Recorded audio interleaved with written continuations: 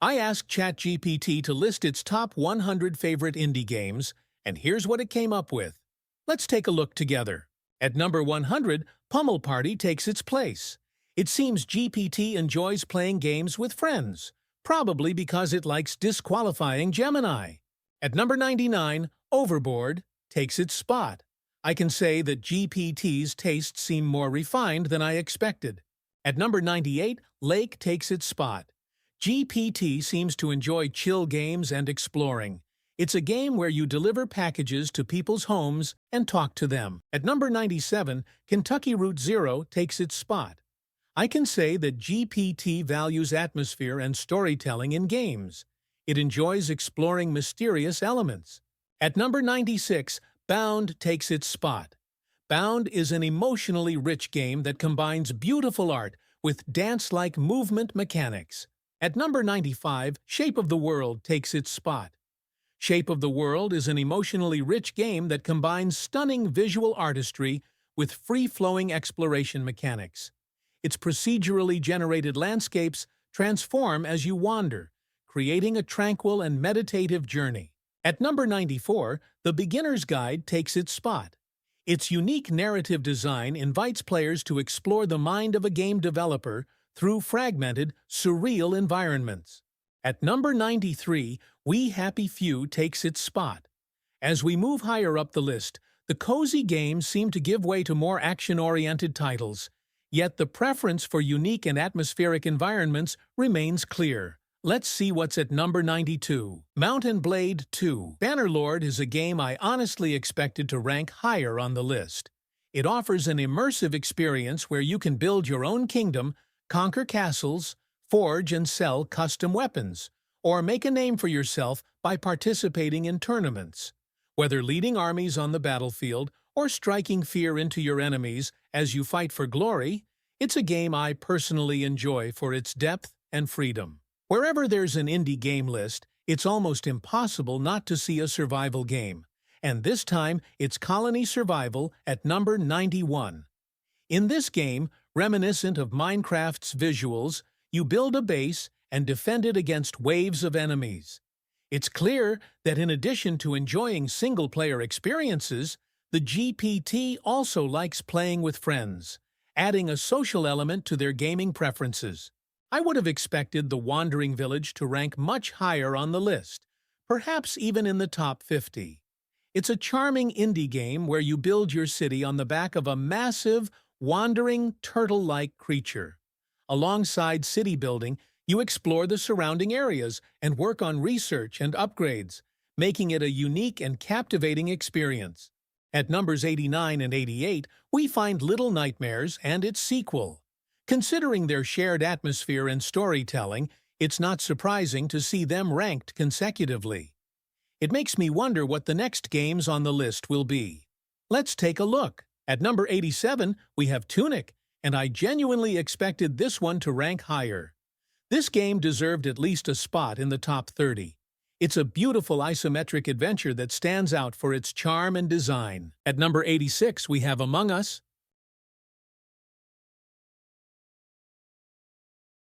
Anyways, GPT preference for betrayal and murder-themed games is a bit suspicious, don't you think?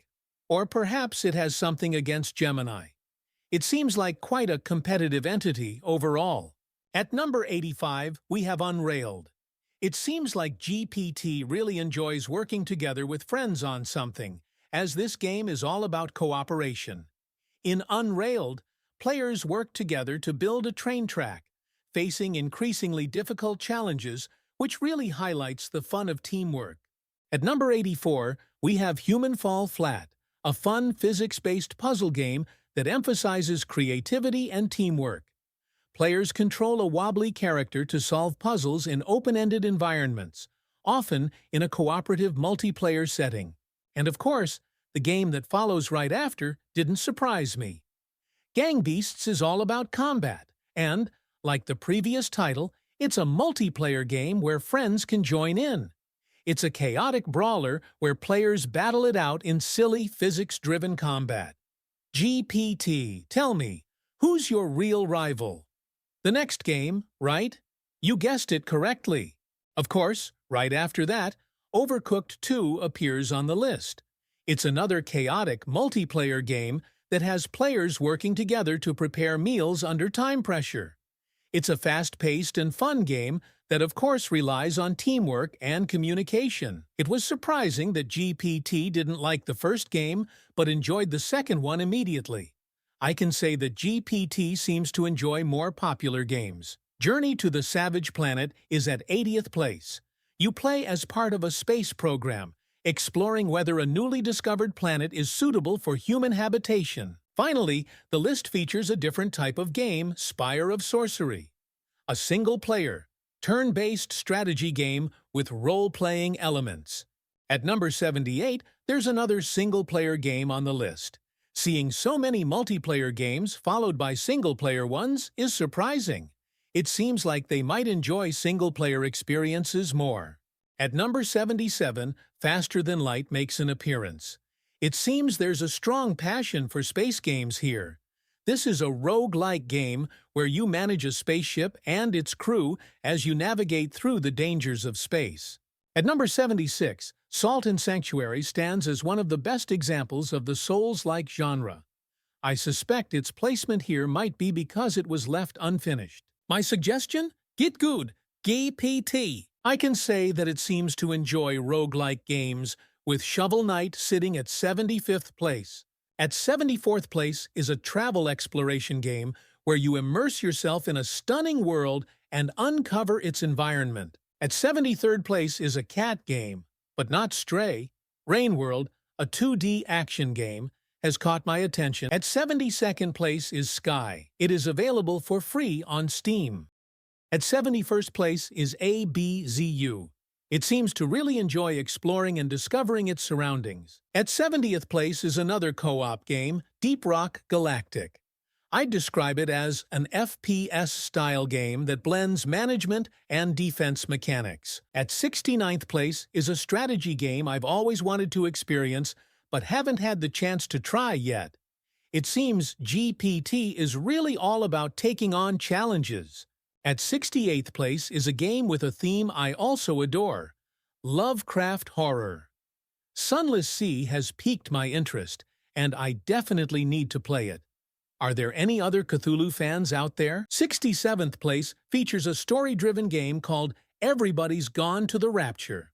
I'm not sure what it's about either. Before Your Eyes is at 66th place, and so far, it seems like GPT enjoys atmospheric games that have won BAFTA awards. But I'm wondering, why isn't Flower on the list? Her story is ranked 65th, and is a game I haven't experienced yet, but I'm curious about. It's an interactive story game that involves watching video clips to solve a mystery. The Stanley Parable is a unique experience, offering a distinct style of gameplay that I definitely recommend trying. Its high replayability and different narrative paths make it stand out. This is a game I've experienced on mobile, but it wouldn't make it onto my personal top 100 list. I can only recommend it to those who are curious. You might wonder, why is Portal 2 even here? Well, the story behind Portal is quite interesting. It originally started as a project called The Maze, created by a group of university students. Later, Valve saw its potential and acquired the game. That's probably why it found its way onto this list. I believe this game deserved a spot in the top 25. It truly revolutionized the puzzle genre.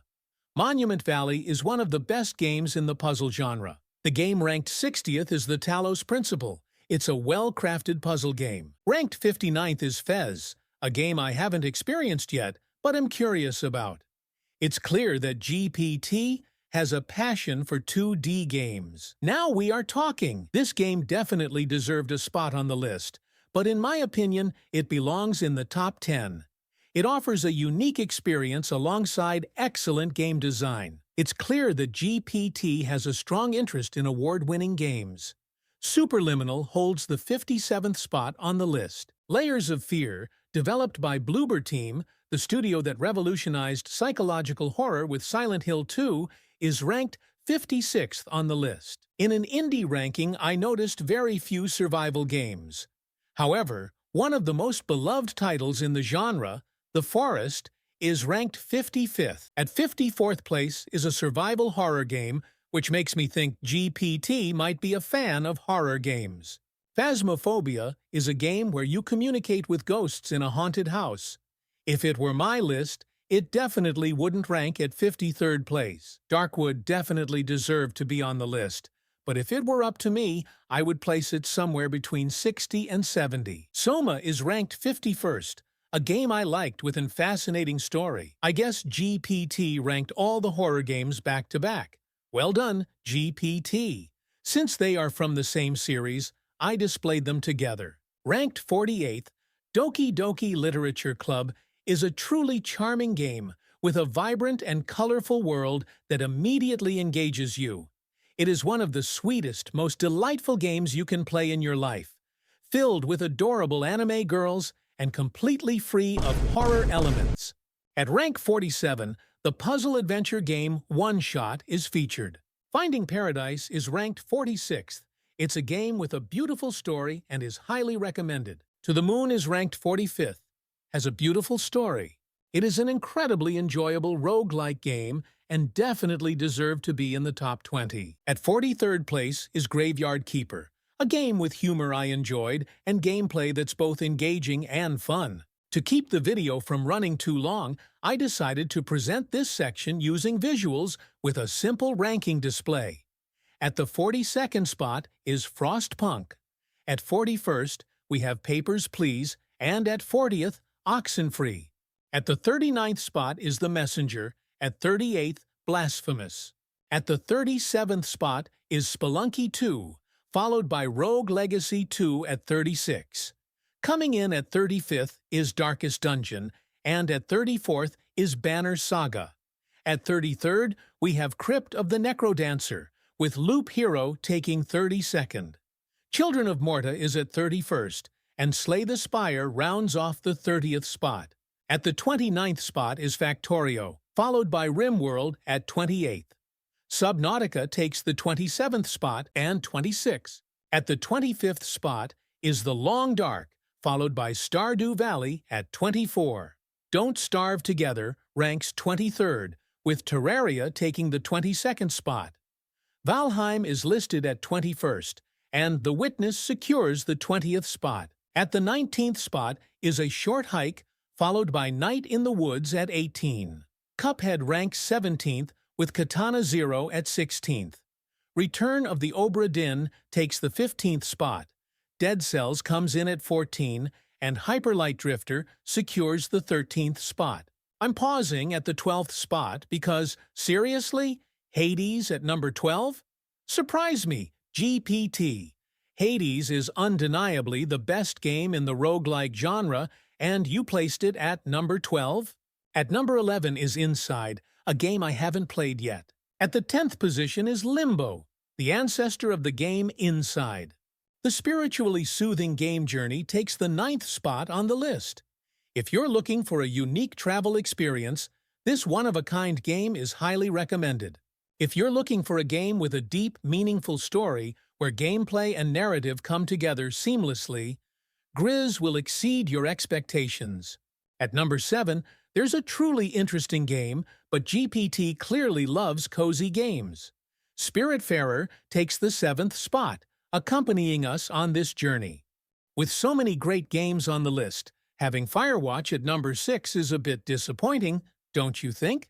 At 5th place, What Remains of Edith Finch takes the spot. Your taste seems to lean towards truly unique styles. Meanwhile, Outer Wilds accompanies us in 4th place. After all, these are GPT's preferences, and now we move on to the top 3 games.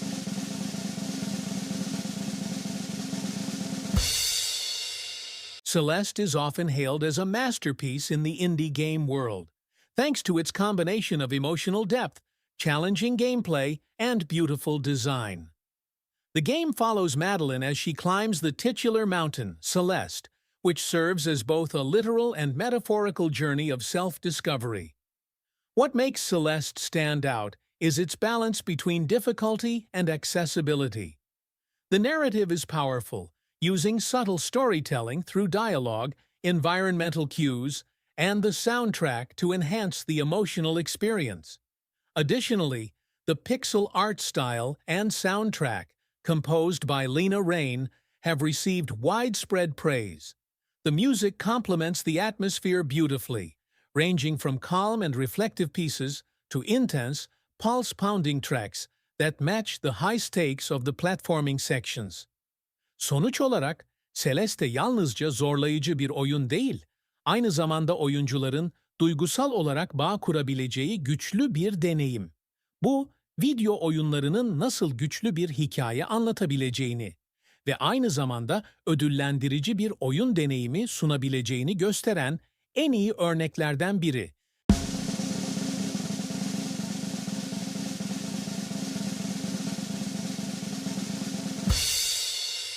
Disco Elysium is the game that truly redefines the RPG genre, and calling it the first of its kind is not an exaggeration. The dialogues are so expansive, and the directions the game can take are so varied that every playthrough offers a completely different experience. The way the game changes depending on your character's traits is simply phenomenal. If I were to make a list, it would likely rank second for me, so I can say that I agree with its placement. And here it is, GPT's favorite and best indie game. Hollow Knight is often hailed as one of the best indie games of all time, and for good reason. This 2D action-adventure game combines tight, responsive platforming mechanics with a beautifully dark world to explore. Set in the hauntingly atmospheric land of Hallownest, it immerses players in a mysterious narrative that unfolds through exploration rather than overt exposition. The challenging combat, combined with the smooth movement and abilities, offers a deeply satisfying experience. Hollow Knight is one of the best examples of the Metroidvania genre. The ranking is generally good, and we can say GPT mostly prefers single-player games, but at the same time, I can mention that it also enjoys multiplayer games. If you like the video, please don't forget to subscribe. You can write suggestions for different formats in the comments.